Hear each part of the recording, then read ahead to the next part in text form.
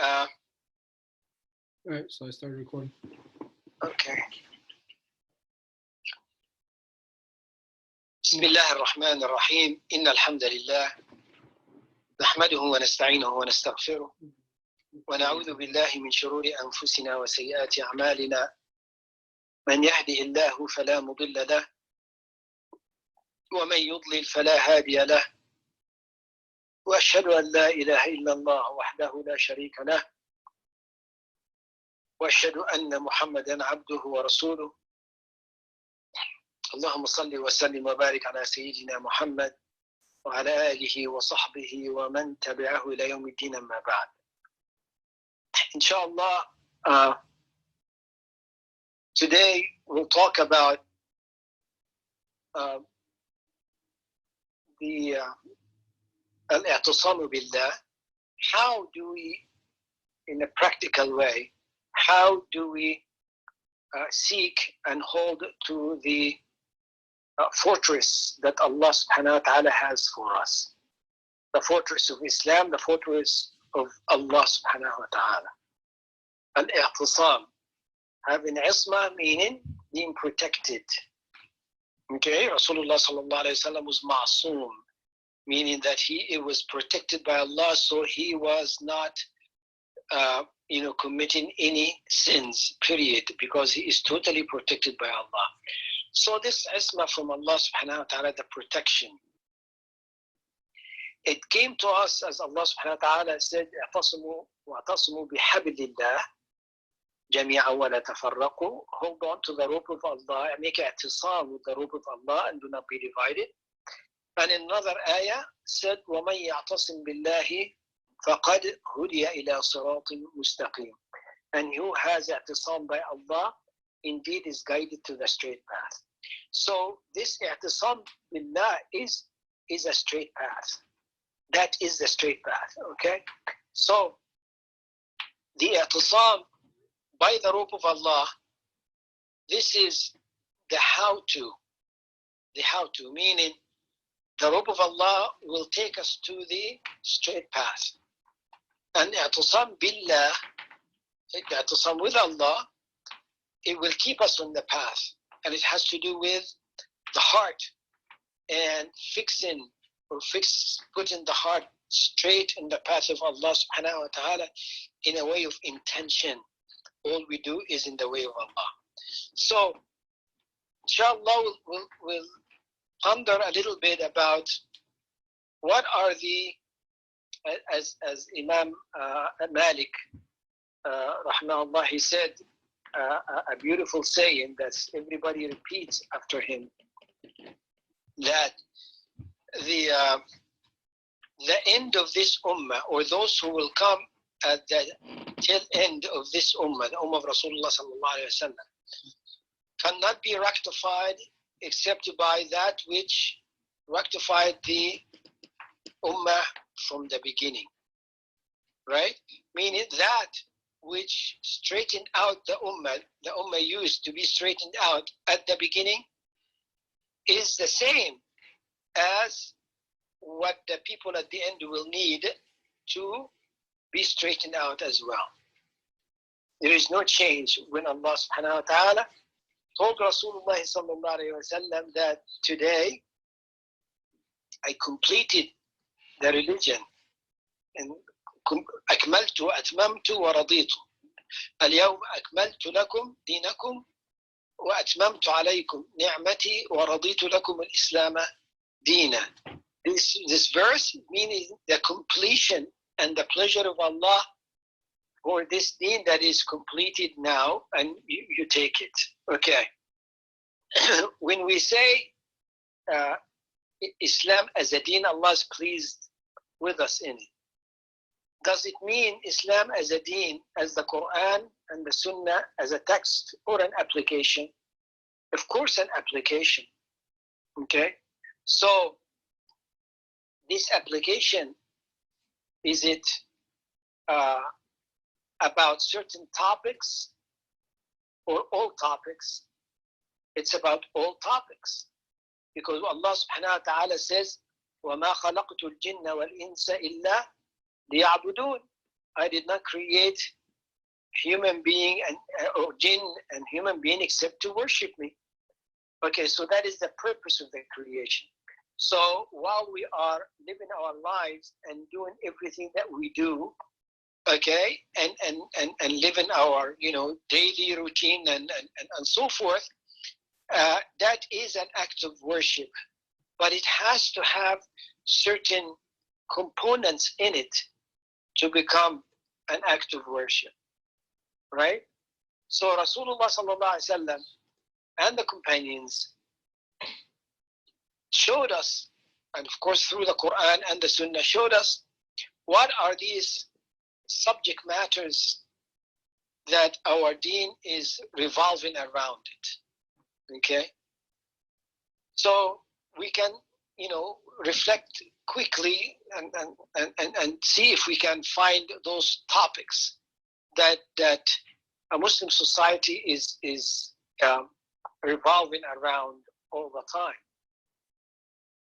And when we have these topics, okay, then this would be the topics to measure a Muslim society with. How well are they holding on to these topics, okay, to these issues? And hopefully it can be very easy for us, with a little bit of analogy, be able to find out what are the deficiencies.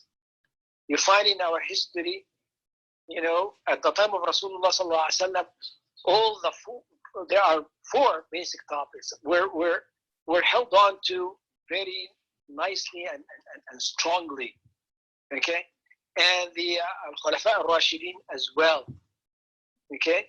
And then in our history, you find sometimes will it go with one, sometimes will it go with the other, until basically will it go with all of them.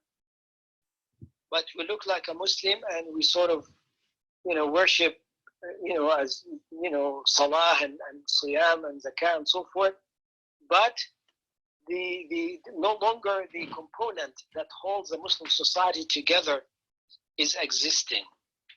And definitely now it is non-existent at all. So if we can try to find out what are these points are, maybe the path could be a little bit clearer to us. Okay, so at the beginning, Rasulullah sallallahu alaihi wasallam had wahy.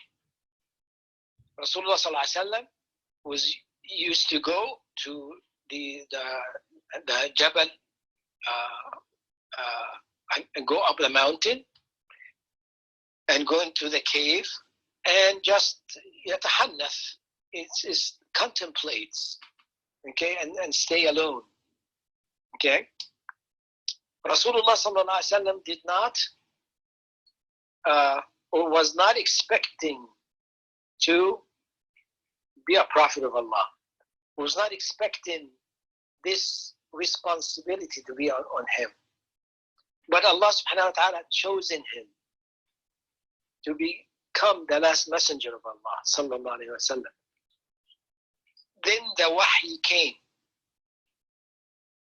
the connection between Allah subhanahu wa ta'ala and mankind through Muhammad sallallahu alaihi wasallam came. And from that point on, kept on coming for 23 years. And at the end of those 23 years, Allah says, now this message is completed, and now I am pleased with it for you, and it is done. So number one topic that the life of a Muslim revolves on and around is the wahy, the revelation. Okay, and the wahy and revelation is from the Quran, from the Sunnah, and the Sunnah includes everything that we do in our lives. Rasulullah showed us how to do it and put general rules and regulations in our lives. Okay, so in the way of worship, Allah subhanahu wa ta'ala made everything haram except what Allah subhanahu wa ta'ala and Rasulullah sallallahu alaihi wasallam gives us. That is halal. When it comes to an active worship, right? Another word, I pray, I have the burden to prove that what I'm doing in the prayer is correct according to the Sunnah, right? If somebody comes in and says, you are praying wrong, then the burden is on me to prove that what I'm doing is right and tell him why, right?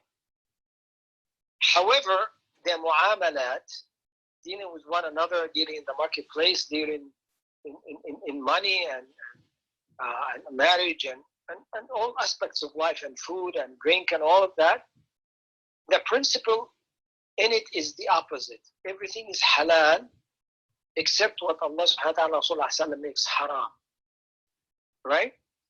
So Allah subhanahu wa ta'ala eat from everything except and put certain items that are haram. Drink everything that you wish, but there is certain drinks, a quality of drinks, the liquor, it's not, it is haram, okay? And the money matter. Go deal, make any deal that you wish and have contract as you wish, except be careful with point number 1, 2, 3, and that's it, okay? So you find in the mu'amalat, in the life that we have, Allah subhanahu wa ta'ala showed us where the haram is, so stay away from it. And in the ibadat, in the worship, Allah showed us what is halal is to stick to it and not add or take away anything from it. Okay? So now we can say wahy is governing our life. Wahy is governing our life. Definitely. Everything that we do is governed by the wahy. And the act of worship, it is where it is tight, and this is the way to do it. And all other acts is open and wide, and a lot of choices there, right? But we have to be concerned with the haram and stay away from it. Like Adam alayhi salam and his wife, Allah subhanahu wa ta'ala told them, eat from everything. The word was everything. Okay? That رغدا, with good health, and eat and enjoy it. Everything. Except the exception was that tree. So the haram, okay, was very limited, and the halal was so much. Okay? So now we can, I guess, say that the most important and the pillar, one of the pillars that we are revolving around in our life is the wahy, from day one. Okay. Now, Rasulullah sallallahu alayhi wa sallam, before we leave this one, does anyone want to say anything about it or make a comment or anything?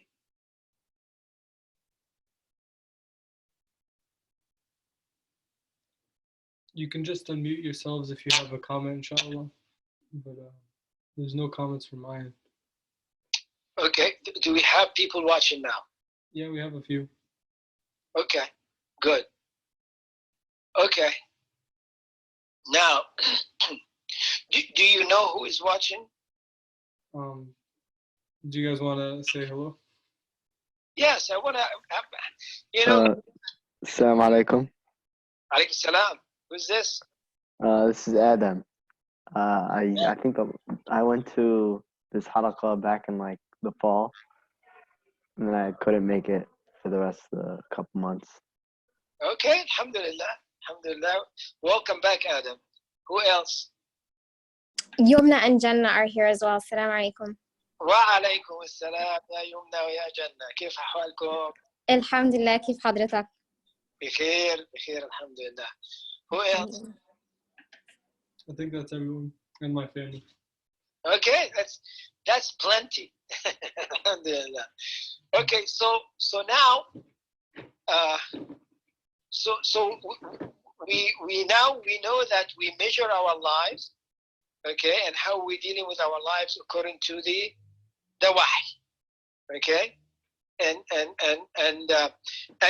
we look at our history, and we find, if we find in a certain period of time that the idea of the wahy start shaking, and the following and the obedience to the wahy was not quite there, you know that something will be happening to the ummah, right? Okay, because you cannot, you cannot let go with something that Allah has given you, and you think the result is going to be the same. Just like Adam and his wife, Adam alayhi salam and his wife, right? Allah subhanahu wa ta'ala told him about an outcome if he stays in Jannah and eat from everything here. Okay, you will not get hungry, you will not get thirsty, you're not going to be naked, you're not going to have difficult time. Allah specifically said it that way, right? But then he and his wife go and eat from the tree and expect that the matter will stay the same? No, it changed. Once they let go with that, it changed. Okay, so that is a wahy.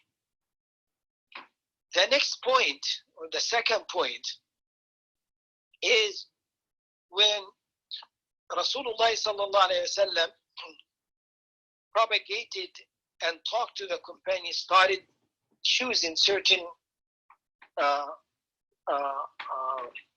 people from Quraysh and certain personalities that he knows well, chosen them. It was not in public giving the da'wah, and some of them started coming in, and now there is a group that Rasulullah sallallahu alaihi wasallam took into Bayt al-Arqam ibn al-Arqam.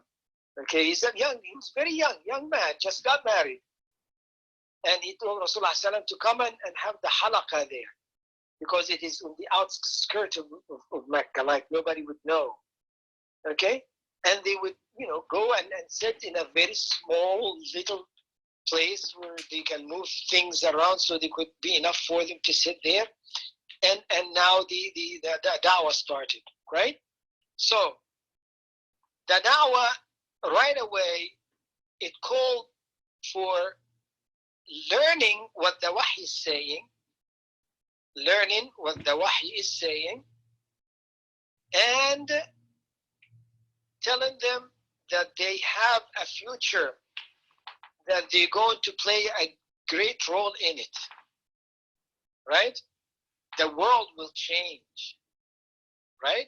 This is what Rasulullah ﷺ told them, basically. Allah subhanahu wa ta'ala told them also, okay, that not a place on this earth except, not a house that made out of hide or made out of brick, except that Islam will enter it, okay? So there is a lot of work to be done, and there is a hijrah that's going to happen, and so forth. So that was the anticipation of the next pillar, if you will, that Muslim society revolves around, which is taking this wahy and going for application and being a proactive, not a reactive, not a person who's sitting not doing much, but a person who is active and making history. Okay? The companions knew that they were making history, because they knew Rasulullah sallallahu alaihi wasallam is the last messenger of Allah, and they knew that they are the companions of Rasulullah sallallahu alaihi wasallam. Allah revealed Quran about them, so they knew that this history in the making. And by the way, history never ends. You either a part of it, or you are left behind. You are physically might be going on with history, okay, as the day goes by and the years and centuries goes by, but you are not making history, right? You are just part of the sheep, right? Not the one who is taking care of the sheep, okay?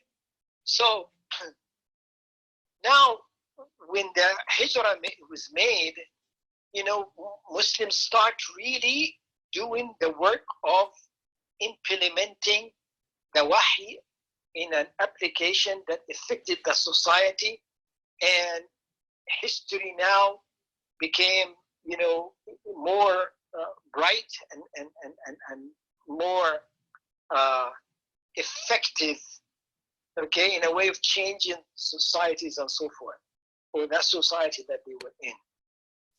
Okay, so that is number two. Okay, so number one is the wahy. Okay, number two is a Muslim who is doing work and being active. Okay, being proactive. So now Allah subhanahu wa ta'ala tells Rasulullah sallallahu alayhi wa sallam and the companions, okay, أذن للذين يقاتلون بأنهم ظلموا وأن الله على نصرهم لقدير وإن الله على نصرهم لقدير.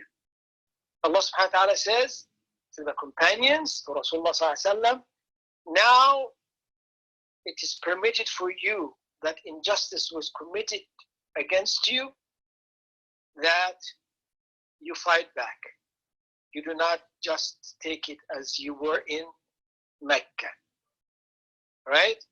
Meaning it is time in Badr, right? It was the beginning of holding the sword.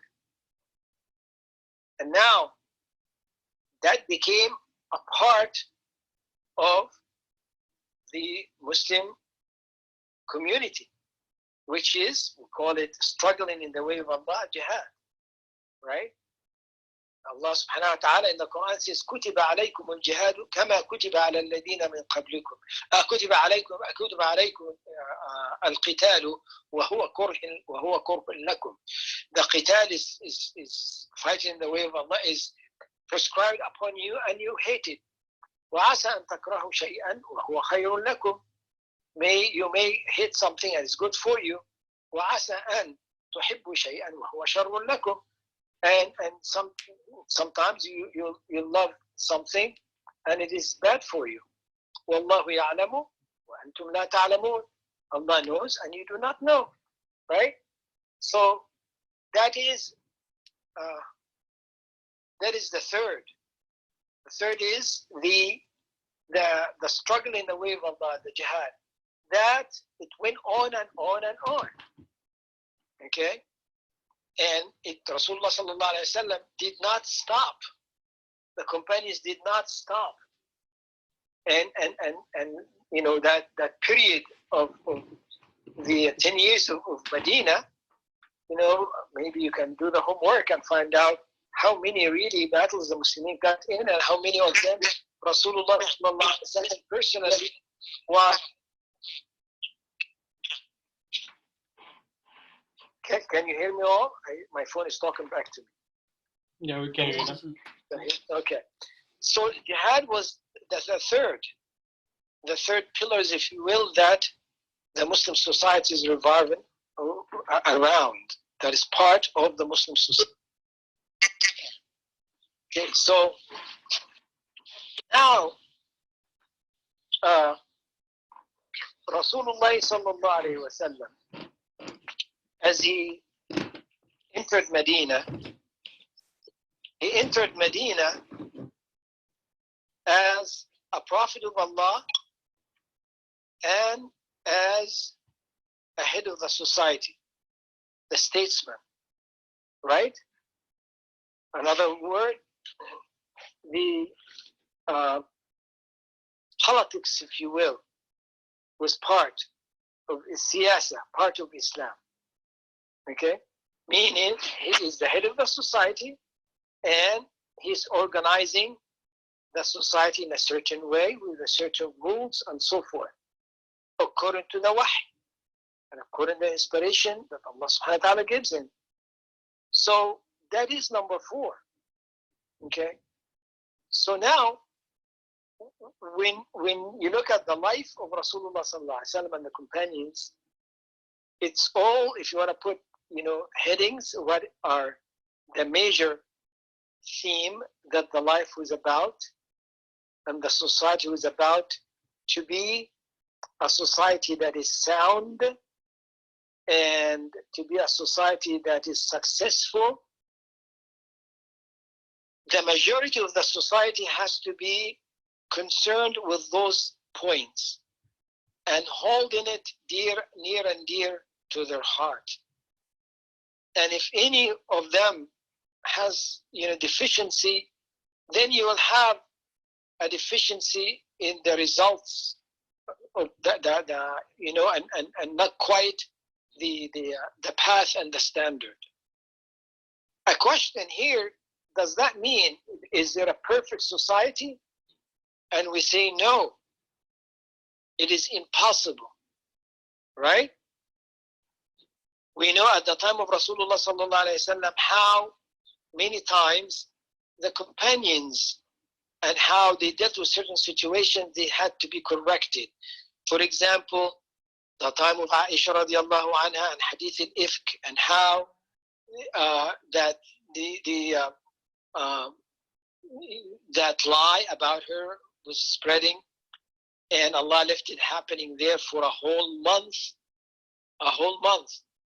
And then Allah subhanahu wa ta'ala revealed Quran to say she is pure and she is free from what they are saying, right?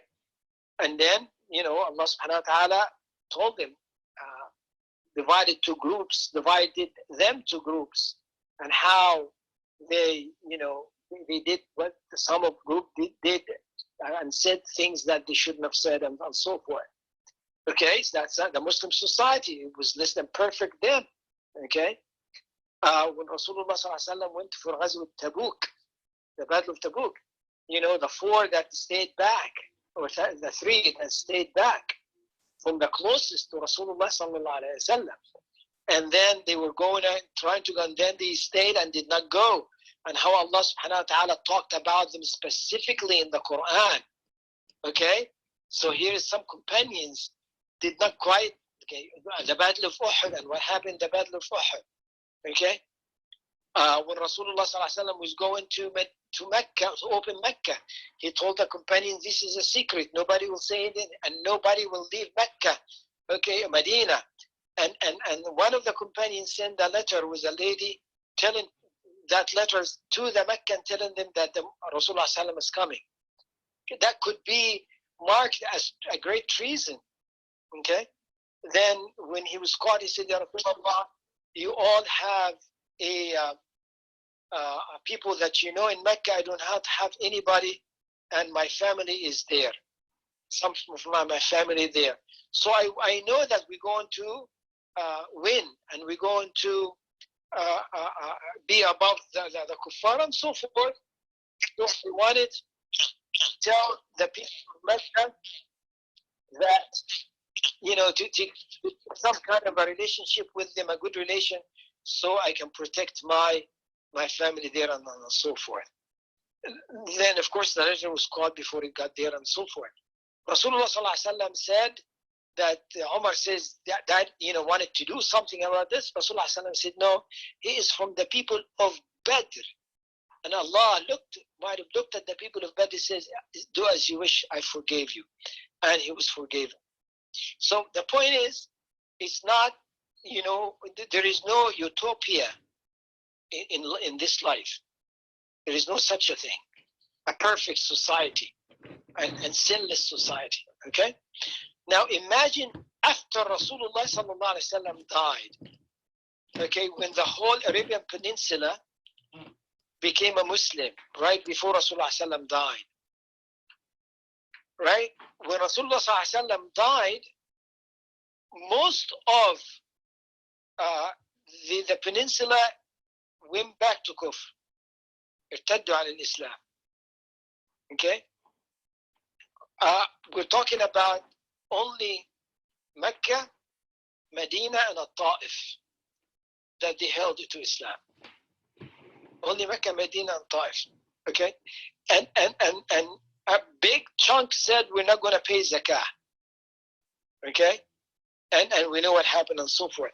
So if there is a perfection, you would think it would be at the end of the life of Rasulullah sallallahu alaihi wasallam, and now everybody knows what the deen is and this and that, right? And then you would say, okay, that's a perfect society. No, immediately after Rasulullah ﷺ died, things fell apart. But there were those who are, this is now the issue. The issue is there will be those who hold on to that path all the time until the day of judgment. The number might decrease, but you'll always find them. Okay? So it is not a matter of, making a perfect life for everybody, but it is, who are you making history? Are you making history in this? Meaning, are you being proactive in your life and so forth? Okay? So Abu Bakr radiallahu anhu wage war against those who did not pay zakah. And he was the only one who had that opinion. And all the others said, no, they are Muslims. Then what did he do? The companion says they are Muslims, and the narrated the hadith of Rasulullah ﷺ that the blood of a Muslim is sacred and you don't fight a Muslim. Okay? And so how could you do that?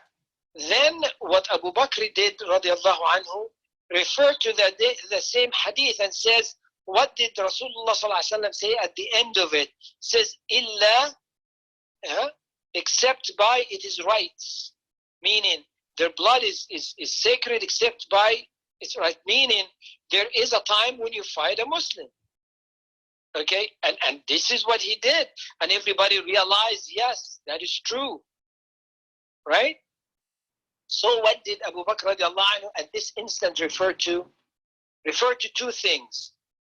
One, the two things of the pillars that we're talking about. One is to al-wahy. Right? He says the wahy said so. Rasulullah ﷺ said so. And the second one is for jihad.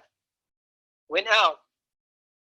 And that second one. And the third one, he was a political person, making sure that everything is done in a proper way according to the Quran and Sunnah.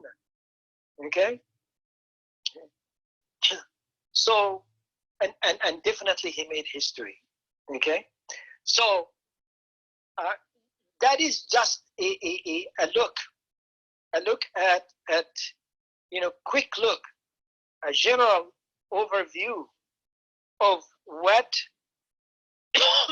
are the subjects that you could use it as a tool to judge the Muslim Ummah in different time of its evolution, if you will, and how it's moved in history. And by that, we can actually judge the time we are in and see how we can, how are we, in holding on to these pillars. Okay? And of course, none of them is existing, period. We do not even know al-wahy because we don't know even the language of Arabic well to be able to go back to our books and learn the details of things and so forth. Okay? So I think this is too much to digest. But now I'm not going to let anyone here except to make comments about this and tell me how you feel about it and what do you think about it. I think I teased your mind and your heart a little bit to the point that you have to have something or a thought also. I'll wait, inshallah. Go ahead.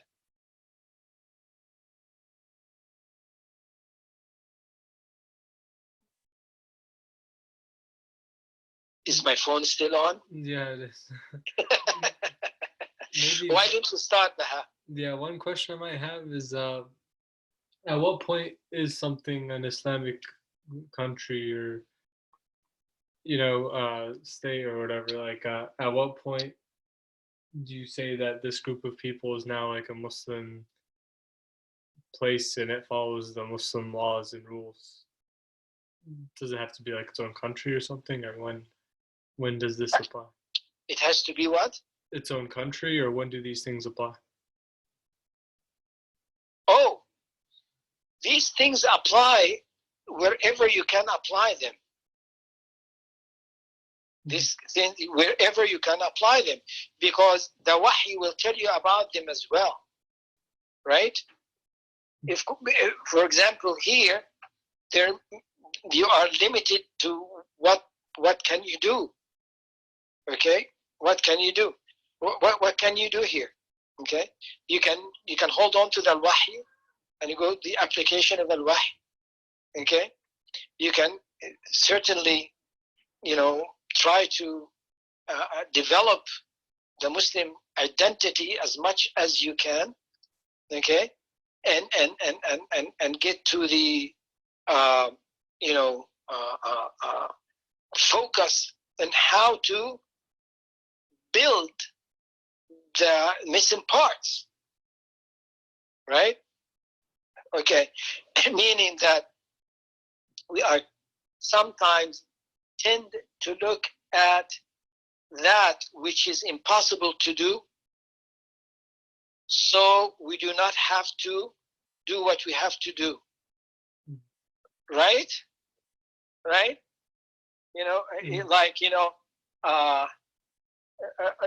I have to do certain chores and so forth, but I'm not going to do it. Why? I'm going to tell you about something that is impossible to be done, and I'm going to talk about it and be engaged with it, and I'll be so much engaged in it that it will stop me from doing what I have to do now, right? So can you be a ruler of this country and politically in control totally here? No. Can you do jihad here? No. Okay. Can you implement the wahy here? Yes. Okay. Can you, be in history, a person and communities and so forth to make a difference and be proactive in our lives? Yes, we can. Okay.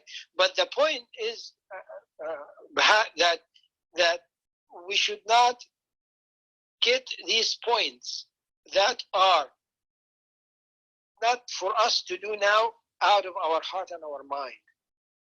We need to know that this is a must. Okay? So maybe the time will come and you'll find a place, okay, where you feel comfortable that these pillars are attended to. Then maybe it's time to go there. It depends on that's an issue, it goes back to each individual.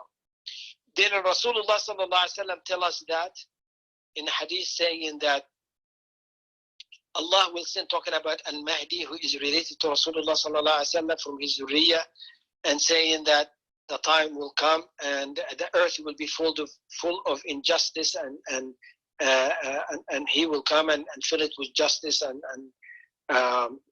fairness and so forth. Okay, and so that will come, and these pillars, if you will be together again in a way, and so it will come together again. Okay, so this exercise we have, and we can keep going on that and really reflect on that in our history, just to keep our eyes clear and our mind and heart clear about what it is that makes a Muslim, makes Islam or a Muslim society as a Muslim society that's successful and so forth.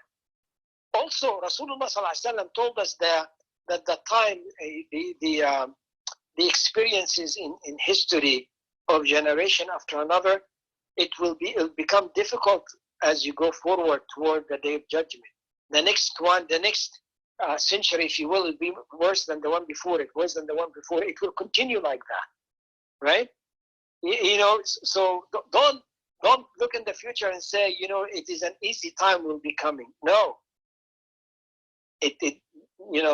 but it will be, we all be going to be judged on what did we do, okay, within our capacity and our limitation, within what we can do in the environment that we are in. Okay, but that the whole formula has to be clear to us. Okay, a part of it could be right now in mute. You cannot do anything about it, but you know that when the opportunity comes, you know, you have to do something about it. That's one. The second is what you can do about now. We cannot, you know, be short in doing it, meaning that Allah will subhanahu wa ta'ala will ask us about it. Mhm. Okay, that's fair. Okay. Okay. Adam, do you want to say anything? No, I don't think I have a question now. But I want you to make a comment. Oh, comment. Oh, Jazakallah khair for another halaqah. No. No, okay. What stands in your mind in this halaqah? I guess the first thing that comes to my mind is Baha's latest question, or about what stage should the wahi or the Islamic laws or all that be implemented, and the first thing that came to my mind was how when Amr ibn al-As, when he conquered Egypt, right? Like most of the population, it wasn't Muslim until like 200 years after Amr ibn al-As came and conquered it. So Yes. in that circumstance, did they may have implemented Sharia immediately, but there was still like religious toleration and all that. So there's always other aspects. Yeah. But when we say we implement the wahi will tell you that you leave a Christian as a Christian, a Jew as a Jew, and everybody has a free, you know, choice to you know. But the Sharia will tell you how to deal with them, with the rules and regulation. There is no compulsion on them. Yes. What I'm saying is all controlled by wahi, right? It's not controlled by you know when the Muslims enter a place, what they enter to make people Muslims. No, Allah subhanahu wa ta'ala says Allah does not لا إكراه في الدين قد تبين الرشد من الغي. There is no compulsion in religion. No. Okay? But the jihad was prescribed to give the freedom to people to choose, not to force them into one way or the other. That's all. To allow the word of Islam to spread. Yes. And to remove injustices. Yes. Okay, Janda and Yusra. So, first of all, Jazakallah khair, Sheikh Mahmoud, for a great halaqah. My comment or question is sort of following up on Bahet's about, you know, a land. It's a little bit unrelated, but when a land is technically like a Muslim land and is like has Muslim law, sometimes there is like an abuse of that power, and we see that these countries that are supposed to be Islamic countries will put out like rulings that will contradict Islam. And so how do we kind of like how do we prevent that from happening so that the knowledge itself and the Islam is preserved, but not, I don't know if this is making sense, but like how do we preserve that knowledge and maintain that like Islamic law without letting it get distorted? You cannot prevent it from happening. Okay? But what you can do is you can try to do something about it. Okay? Meaning that just the nature of this dunya and how things are, as I just said, Rasulullah ﷺ, after he died, a big chunk of the Arabian Peninsula, they went back to Kufr, right? Okay, so it is when a group of Muslims deviate, like in a Muslim land, if you will, and country, deviate from the wahy and Islam and commit injustice, how to bring them back, how to deal with them. When the ruler himself, okay, deviate and become unjust and so forth, what are the rules and regulation with those who are holding onto the straight path? How do they deal with them? Now you are asking a question now that it needs for you guys to study and go and study and go to sources to see how the Sharia is saying about this, and in history what happened and so forth, because there are many different opinions about that and so forth. Okay, this is a good question that could be asked about the same principle of the question about many subjects. Okay, so the how to, this is what it is, the how to minimize the harm and bring the benefit and so forth, right? For example, how in the Quran, Allah subhanahu wa ta'ala says, إن فئتان من المؤمنين اقتتلوا فأصلحوا بينهما. Okay? إن فئتان من المؤمنين اقتتلوا فأصلحوا بينهما. Okay?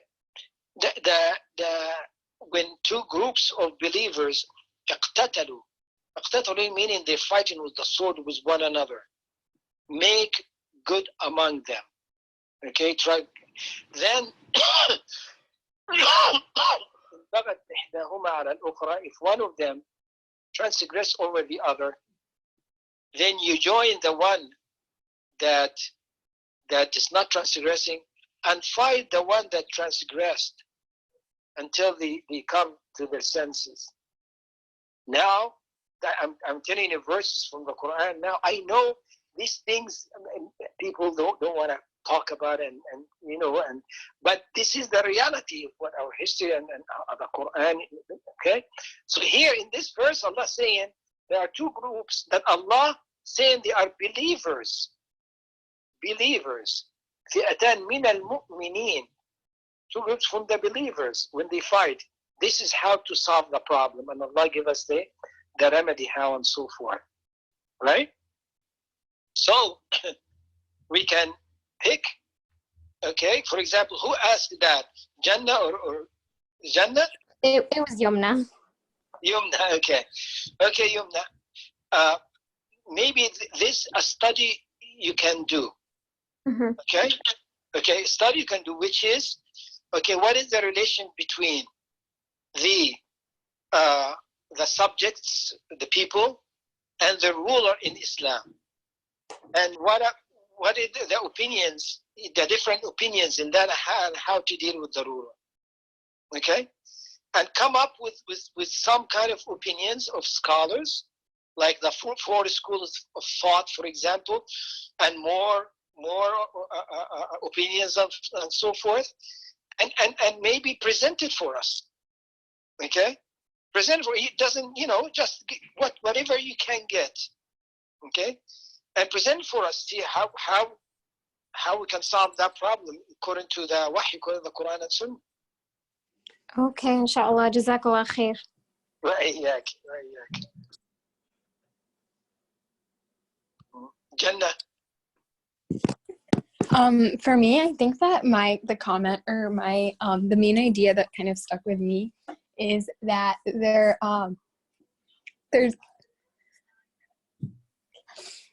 I think the main idea that stuck with me is that there's going to be like a lot of injustice and like a lot of chaos, I would say, in the world, and then it'll kind of all be restored, and that's kind of like one of the major signs.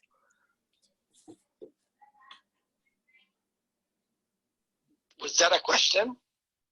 No, that's my comment. Okay, you said your comment is that a lot of injustice now happen and then it's going to be restored. Is that what you said? Yeah. How? What do you mean restored? Like I'm talking about like in the major signs of the Day of Judgment, like towards the Day of Judgment, there's kind of going to be lots of injustice, and then it'll kind of all be restored. It is not going to be restored in a way that is everything is going to be perfect. No, but justice will be there. Okay? But war will be there as well. You understand? War will be there as well. So, you know, justice. Okay. You know,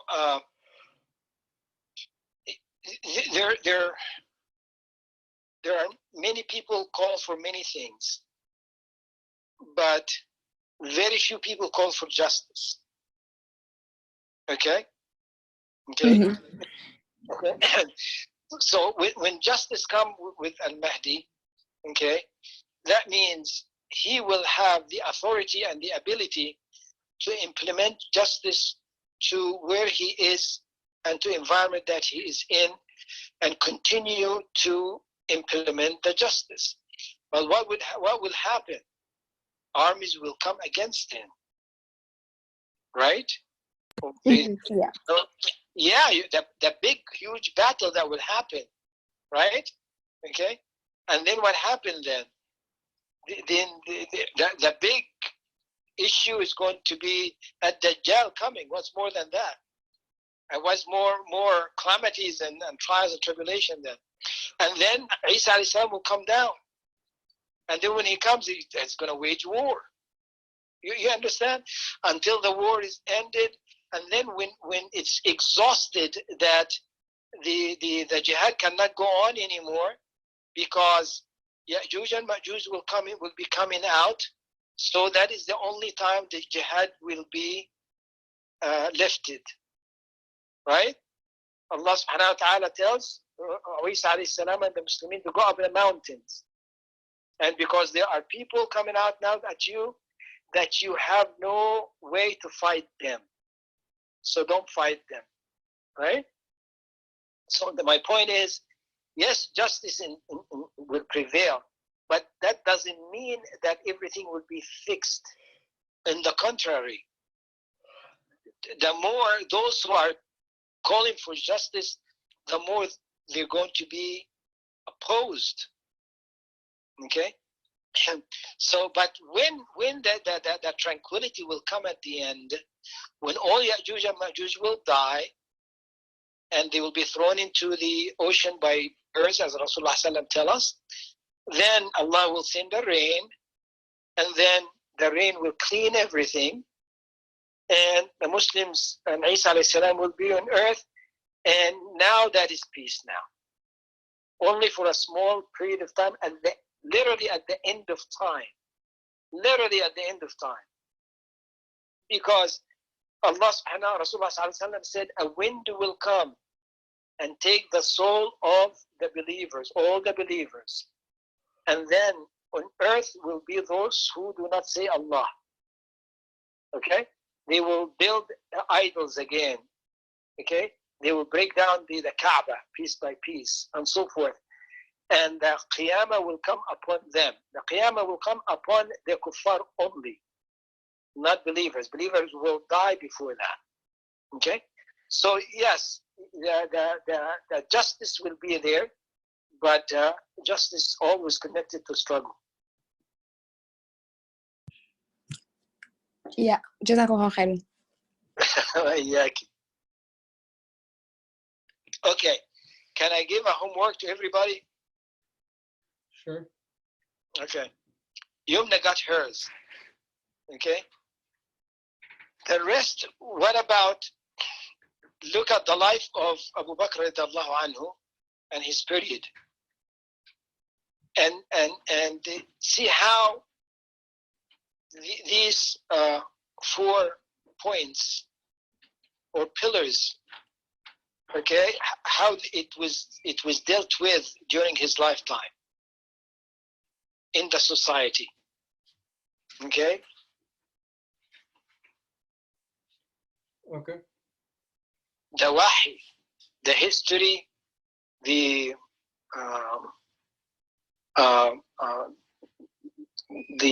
jihad, struggle in the way of Allah. And what is the last one? What is the last one, guys? the ruler, as the law of the land, the politics of the place. Okay. I hope you all had a pen and a paper with you. Yes, alhamdulillah, I've been taking notes. Okay, khalas. Then we're okay for next time, inshallah. I'll be interested to really hear from you guys how you looking at this. Like, I want to hear from the adult too. I'm sorry, you were adult too. I've talked to, but I mean, the respected, elder, not elder, you know. Making it worse. We'll do inshallah. Huh? We'll do inshallah. We'll take the homework too. Okay, but do you all have any comments about that? What we said? Yeah. So one thing that stuck in my mind when you were talking is about the society was not perfect at the time of the Prophet ﷺ. Right. And that's the society of the Sahaba that we always look at it as like a perfect society. Right. So I think like some people might think, oh, I'm not doing as good as the good people that were around the Prophet ﷺ, so I don't belong. Right. Yeah, and then this is why it stuck in my mind, because usually people would compare themselves and then they don't see themselves as fitting. Yeah, but what was perfect during the life of Rasulullah ﷺ was all these 4 points. They were protected and worked on and reached its peak in the possibility of action. All these 4 points. That's why when it comes to a society that's not perfect, and no society is perfect, then these tools can correct things. So it is not a utopian society, but it is a way of life that is capable of correcting things. Just like what Jannah was asking, right? That the justice will be there. Another word, these pillars will be there at the end of time, close to the end of time, and held by special people. And these tools will be used, okay, in implementing justice. Okay, so it is not looking for perfection, but looking at the tools that we use, that has to be tools that it is perfect from Allah subhanahu wa ta'ala, so we can make a decision and the right decision will be made. I see. Yeah. I also have a question. Yes. When you mentioned that we are living in the West and we're navigating our way and how to establish our deen and how to hold into these pillars, and you mentioned that we should see what's missing and try to fill the gaps, or like see what's missing and try to work on it. Yes. So how do we, as a community, all of that according to the wahy. Yes. how do we identify the gaps or what's missing as a community, and how to work on that? Okay. We need to know our deen well. Okay. We need to know the Arabic language well. Okay. And we need to reach the potential of being away from the haram and providing the halal to each other. Okay? Meaning that we're not reaching the ceiling that we can reach within the law that we are living with. Right? Yep. We're still dealing with things that are haram and not thinking twice about it. Okay? There are many Muslims who are working in jobs that are are questioned. There are a lot of questions about the job that they have and so forth. Many sources like, the banking system and all of that, and the money matters and contracts and so forth. Okay, we don't think much about that. Okay, how to raise a Muslim that be aware of Islam with all its dimensions that we just mentioned. Okay, like for example, when the at the time, let us say, after Rasulullah sallallahu alaihi wasallam, الخلافة الأموية العباسية and so forth. We have, for example, you have a mother who's taken her baby, her little boy, and taking him to a scholar and saying, he is with you now. You teach him, and he stays there just being taught the manners by observing the others, observing the scholars. Okay, that is what he should learn first. This is something is non-existence here. Okay, now what do you think when they wanted to learn Arabic, the correct Arabic and so forth? What did they give him a book? No, he went and sat with those who speak the language, and he learned the Arabic. Right? He wants to learn fiqh. He goes sits in the circle that teaches fiqh. Okay. So the abundance of this knowledge was there. Okay, and it was hands-on, from mouth to ear to eyes, seeing it happening alive. Right? Yes. Right now, we barely get any books and teach barely something that is next to nothing. And we think we're going to get a Muslim that is really aware about Islam and have the personality and the depth of Islam and the dimension of Islam. No, it's not. So we got a lot to work with, and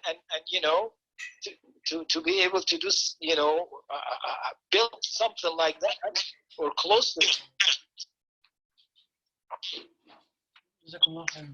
Right, yeah, cool. Okay. So I think that's the time we have for today. Jazakallah khair, Sheikh, for sharing this. Okay, can I speak? Can I speak to your father again? Yeah, sure. Yes. I want you to go on the net and check. There are lectures by what's his name? Ayman Abdul Rahim. Okay. Okay. And he's Masri, very Masri. Yeah. Okay. And he talks about this. He talks about these subjects. Okay. And he talks about many subjects. Okay. So go ahead and he has serious talking about the subject that I open now. Okay.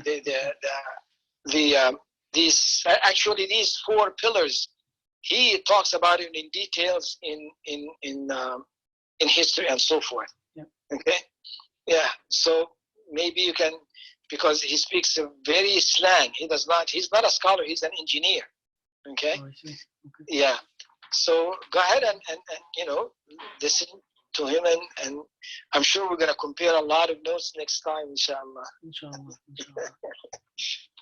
Okay. Okay. Right. Yeah. Right. Yeah. Cool. And you Bahat too, if you can listen to it and listen to the slang and be able to understand it, would be great for you. Yeah, I think I know the slang better than the Fusha. So Yes. I'll listen to it with my dad. Yes. Okay. Okay. Okay. سبحانك اللهم وبحمدك أشهد أن لا إله إلا أنت أستغفرك وأتوب إليك. جزاكم الله خير. Well, yeah. Have a good evening, everybody. Good. السلام عليكم. جزاك خير شيخ محمود. رمضان كريم. Oh, yeah. الله يبارك فيكم. السلام عليكم. السلام عليكم.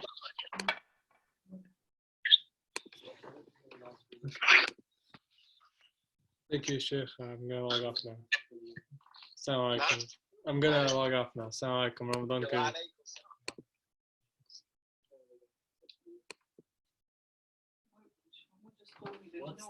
What's the topic, Rova? He said. استنى. What's the topic? He told you to go read it off. The topic he opened.